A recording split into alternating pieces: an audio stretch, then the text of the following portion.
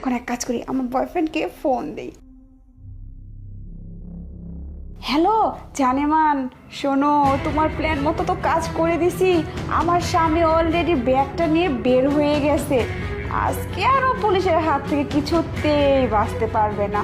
Police ওকে ধরে নিয়ে গিয়ে এমন ব্যবস্থা করবে না, তার জন্য যা যা করার আমি সব করে দিছি, পুলিশকে সব কিছু বলে দিছি। এখন তোমার আর আমার রাস্তা একদম পরিষ্কার, তুমি একদম কোনো চিন্তা করো না।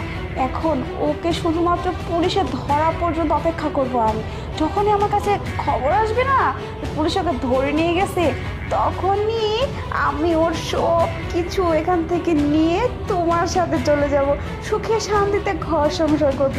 তুমি যে এত সুন্দর একটা মাস্টার মাইন্ড প্ল্যান আমাকে দিছো না, একদম ও আজকে শেষ।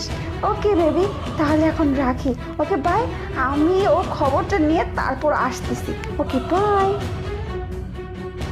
বাই। আরে না, তুমি যাওনি, এখানে কেন তুমি? মানে এখানে কেন সেটাই তো এখন আমি দেখবো। মানে যে আমি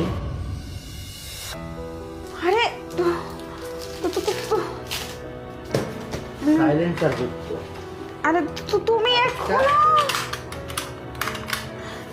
যাও। রাশিয়ান এমএম 6 বুলেট, স্যার দেখুন। আরেকটা ব্রাউন সুগার। আরে শুনো, তোমার ব্যাগে এগুলো কি করে আসলো?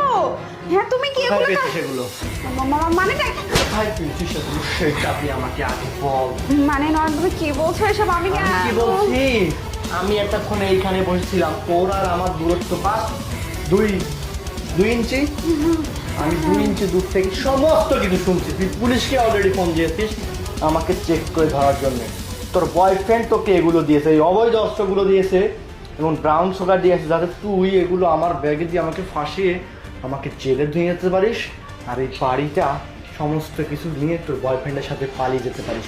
আমি তো এটা চোখে শুনলাম, আমি কিন্তু চোখে দেখলাম, কানে নিজে শুনলাম। তোর এত বড় সাহস, তুই আমাকে ওর নানা বলতেছিস? মানে এত বড় সাহস কে দিয়েছে? সব তোকে কে দিয়েছে? তুমি না ভুল বুঝতে পারছি, আজকে এই মহিলাটা না থাকলে আমি সত্যি সত্যি পুলিশের কাছে ধরা দিতাম। পুলিশকে আমি দেখলাম। আরে তুমি কি বলছো এসব? আমি তো শোনো, আমি কিছু করিনি, তুমি ভুল